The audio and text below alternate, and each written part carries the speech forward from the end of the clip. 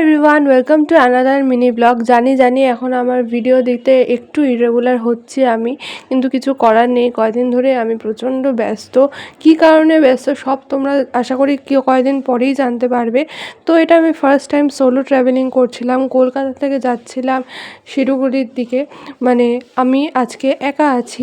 কোন ট্রেন বলে দিই, আমি যাচ্ছি হচ্ছে শতাব্দী এক্সপ্রেসে। তো ঢুকেই দেখো জল দিয়ে দিয়েছিল, তার সাথে কিছু স্ন্যাক্স দিয়ে দিয়েছিল। আমার ট্রেন ছিল 2:25-এ। তো আমি ঠিক সময় মতো গিয়ে পৌঁছে গেছিলাম। আর আমি যেহেতু একটু ভাত খেয়েই উঠেছিলাম ট্রেনে, তো এইসব কিন্তু আমি কোনোটাই খাইনি। শুধু আমি যে টিকিটটা দেখাচ্ছি এখান থেকেই আমি শুধু চাটা খেয়েছি। তো তোমরা কি আমাকে এই কয়দিন মিস করলে আমাকে কিন্তু কমেন্টসে জানাও।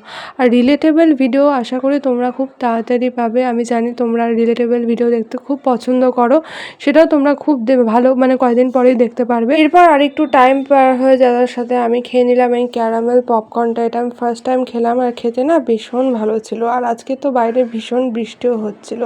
মাঝে যদিও আমি একটা চিপসও খেয়েছিলাম, কিন্তু এত বড় চিপস গোটাটা কমপ্লিট করতে পারিনি।